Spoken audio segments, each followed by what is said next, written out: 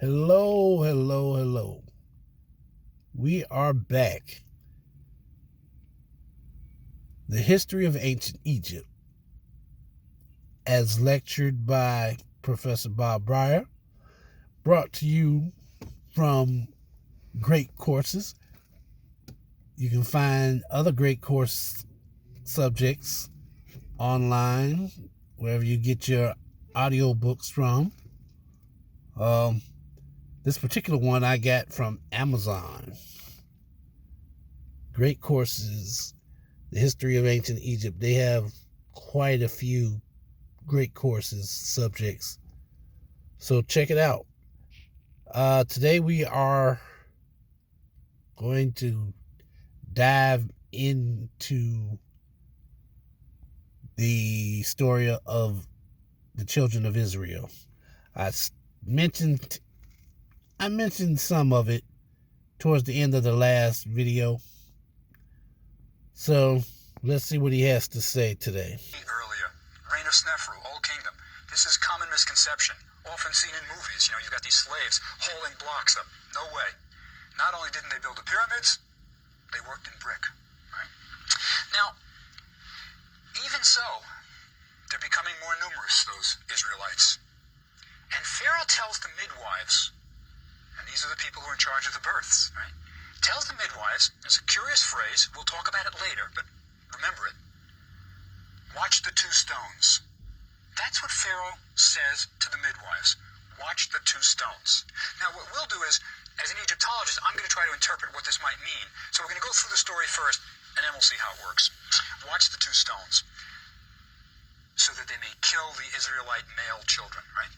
Pharaoh wants the midwives to kill the male children, but they don't. They don't. They actually give Pharaoh a story when these male children keep popping up. And Pharaoh says, hey, how come you didn't kill the male children? They say, well, these Israelites are really tough. They give birth before we get there even. Right? So they've got it. And we're even told, by the way, that the midwives are rewarded by Yahweh, by God, and they prosper, right? Because they did this thing. Anyway, we have Moses being born, a central thing, right? And his mother is, of course, afraid that he's going to be killed. Male Israelite, and she sets him adrift in this basket, and the Pharaoh's daughter finds the basket, and she's going to take the kid in, and she names him Moses. And the Bible tells us he's named Moses because he is drawn out of the bulrushes, taken out of the reeds, right? And the Hebrew word masah is to draw out. So there's a kind of Hebrew etymology for this. It is kind of curious, by the way, that the Pharaoh's daughter, this Egyptian, woman, is going to name him a Hebrew name. Right? Think about that. It's kind of curious. But anyway, that's what the Bible tells us. Moses is actually nurtured by his own mother. The princess has to get a wet nurse. It says, find some Israelite who will nurse him. And it's Moses' own mother who nurtures him. And he grows up. And eventually we know that he has an encounter with God in the burning bush. Right? That's how he encounters God. And God, as the burning bush, tells Moses, says, Moses, you're going to be instrumental in freeing the children of Israel from bondage. Now, Moses is a little hesitant. He says, me? How am I going to do it, And he talks about, he says, it's kind of personal interchange almost. He says, how am I going to do this? Moses says, Moses, don't worry. He says, you got a staff? Throw your staff down, and it turns into a snake. Right? So Moses is going to be given these powers that will do it. And if you remember also, there's the thing with the hand. He never uses this. Moses' hand becomes leprous, puts it in his cloak, becomes leprous, pulls it out, it's healed. So the idea is, I'm behind you, Moses. It'll work. And Moses is instructed to go to Pharaoh and tell him, let my people go. And Moses says, I'm not really a good speaker, right? And it's basically what he says. I don't really speak that well. How can I do this? And God says, all right, you can take Aaron with you, your brother, who's a better speaker, right? Moses said, I'm slow of speech. Okay, on a side note, Aaron, this subject has been debated and argued about longer than I've been alive. The Aryan nation the German Aryan Brotherhood that was created by Hitler. He called them the Aryan Brotherhood, the Aryan nation. Blonde hair, blue eyes. However, as you just heard, Aaron is the brother of Moses. I don't believe they had blonde hair and blue eyes. Not in that part of the world. So, just a little side note. I might get in trouble for it, but hey, live long enough. Anyway, let's get back to it. Who's a better speaker? Right? Moses said, I'm slow of speech. So the deal is that Moses can take Aaron. He's going with divine powers. He's going to go to Pharaoh and tell Pharaoh, let my people go. He has the audience with Pharaoh. Now, crucial for us. We are never told who the Pharaoh is. The only way he is referred to is as Pharaoh. Now, Pharaoh, up until this point, is not an Egyptian way of referring to the king. It's not really. Nesut was one way the king was called. There are many words for king. This is not quite the normal way. It's a corruption, or a conjunction, actually, of two Egyptian words, though. Per, which means house, and which means great. So it really, the person who lived in the great house, the palace, was the king. So he is referred to as the one who lives in the great house, the pharaoh. Okay? This is when we first get this term introduced. Later in Egyptian history, we'll even get it used on temple walls, but no, this is an unusual term. So he's referred to only as Pharaoh. We don't know who he is. Right? We don't.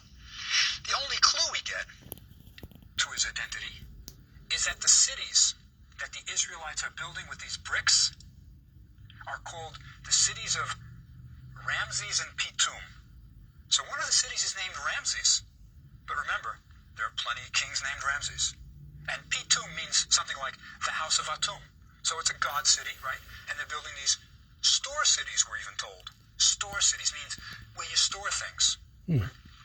So we don't know who Pharaoh is, but they go to him and they say, hey, let my people go.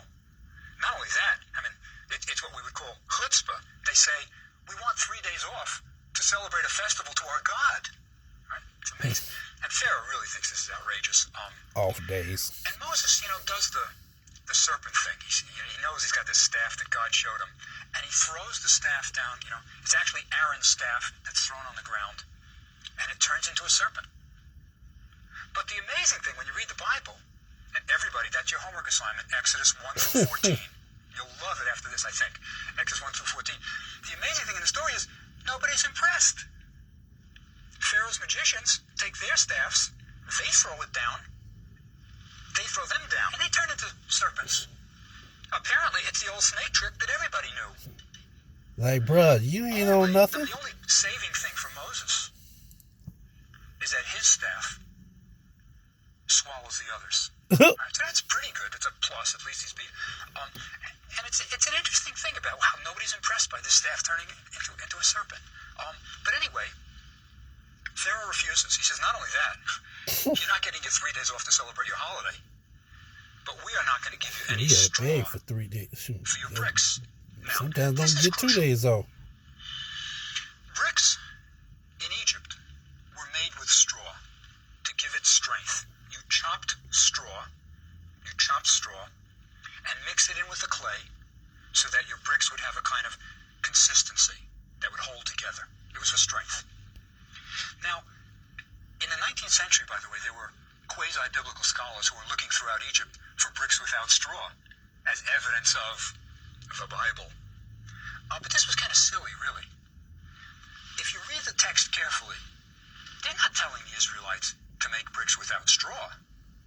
They're telling the Israelites, you've got a quota, you've got to make the same number of bricks, but now we're not going to supply the chopped straw. You're going to have to chop your own straw, mix it into the mud, and make it into bricks. That's what you're going to have to do. So it's harder work. You got the same quota, more jobs to do. You got to chop your straw and all that. So it's just more difficult. Right? And by the way, as part of my sort of research on the Exodus, I went to they still make bricks the same way. Guys bring a big... It's actually, they use cut truck tires as baskets, and they chop some straw, they dump it in, they mix it in the mud with their feet, and then they have little brick molds, and they make bricks. I mean, it's quite interesting to see it. It's back into biblical times. Anyway, Pharaoh refuses. He's not going to let him go. You got to make more work for you. And then come the plagues, as you all know. The 10 plagues. And the plagues, the first 9 plagues, do not convince Pharaoh to let the Israelites go. Well, now we're starting to get to the good part. Pharaoh has decided, no, you're not going to get 3 days off. Most people in modern times can't even get 3 days off. You got to call off one day, claim that you're sick, then turn around, wait for the other day and schedule it to be back to back and request 1 day off. It's all kinds of gimmicks to get around that. But yeah, so Moses is got some self-doubt. He don't think he can pull it off. Takes his brother with him. And according to researchers, the slaves didn't build the pyramids. That was way, way, way later. Which I suspected it was much later, because the stories just didn't add up, you know. But then when he said that there was more than one pharaoh named Ramses, okay. I mean, think about modern times. We got a lot of people named John. We got a lot of people named Eric. Got a lot of people named James. So, which one was the pharaoh that enslaved the people? So that's where we're gonna pick up in the next video. Hope you enjoyed it, and I will talk to you later.